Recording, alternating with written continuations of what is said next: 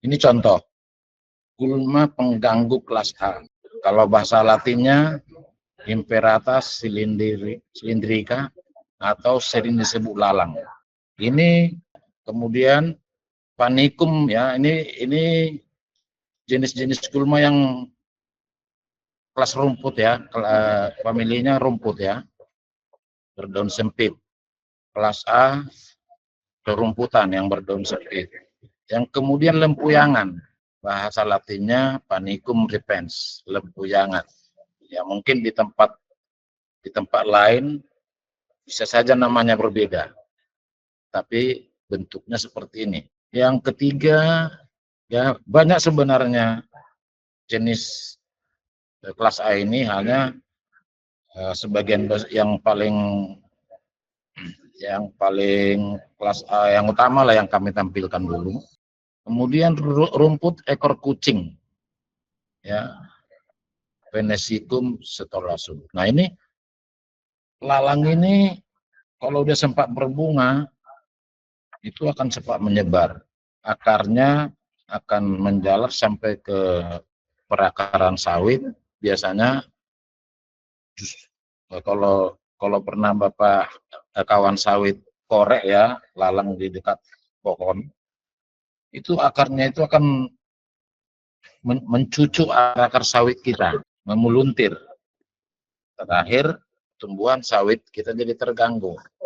Sama 3 jenis ini.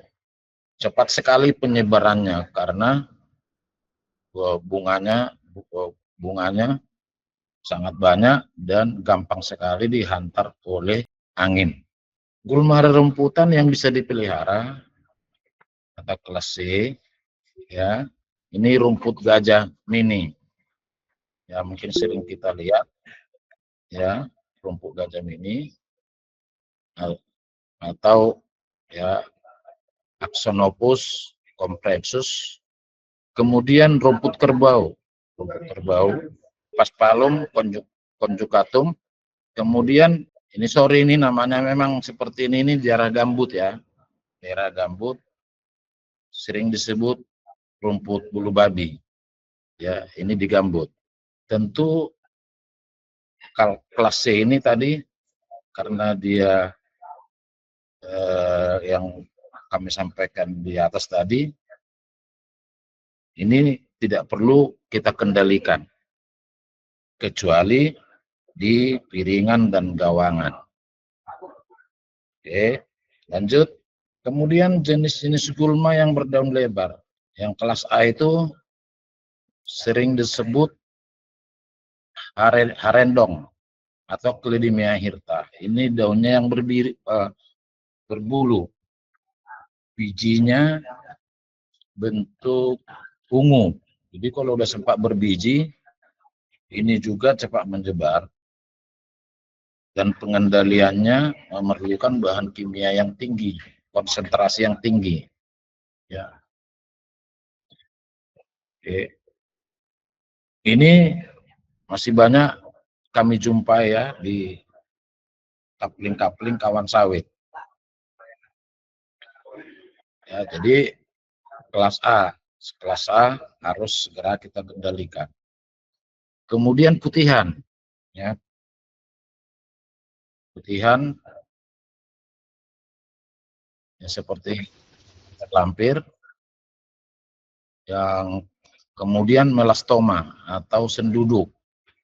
Ini pun masih sering kita jumpai banyak di kebun. Ya. Jadi yang kami tampilkan ini yang umum kita jumpai ya. Kemudian yang bisa kita pelihara kelas C atau D itu Asistasia. Ini berbunga, tapi tidak begitu rakus tidak begitu kompetitif terhadap tanaman utama. Ya. Kemudian babadotan juga sama. Ya. Ketiga jenis ya termasuk mekania. Ya, mekania. Mungkin mekania ini seperti kacangan ya kalau tumbuh di kebun kita, kebun kawan sawit. Ini di samping sebagai mulsa atau penutup tanah, karena ini ada bunga, ini menjadi inang dari predator, ya, inang dari predator hama. Ya, jadi kalau ada kita lihat gulma seperti ini di lahan kita, di kapling kita, pelihara, jangan dihabiskan. Kemudian jenis pakis-pakisan, pakis ini pun sama, sangat kompetitif ini, terutama Stenoclena atau pakis udang. Ini akarnya seperti adik. Kalau kita lihat di bawah tanah itu seperti anyaman ya, seperti anyaman. Jadi kalau ini sempat masuk ke daerah perakaran tanaman utama sawit, ya sama juga. Akar sawitnya akan diliriknya, dipeluntirnya, bahkan banyak sampai busuk. Nah, kalau sudah berkurang volume akar sawit kita, tentu perkembangannya daya serap hara dan air terbatas. Jadi ketiga jenis ini, ya, pakis udang, pakis kawat, pakis gajah, ini yang paling sering kita lihat, ini harus dikendalikan. Jadi kalau ini kita kendalikan, nanti akan terjadi suksesi gulma. Suksesi gulma itu maksudnya akan tumbuh gulma yang baru. Umumnya sudah berbeda jenis. Gulma dipelihara kelas C itu sering disebut neprolepsis, pakis lunak. Ya, pakis lunak. Ini tidak kompetitif. Jadi ini harus kita pelihara di areal kita, tapi dengan tanda kutip bukan di pasar pikul dan piringan. Oke, lanjut. Kalau jenis-jenis gulma yang kami sampaikan tadi, dari rumput, kemudian dari daun lebar, pakis, tidak tersedia, kurang tersedia di kebun kita, di kebun kawan sawit, ya,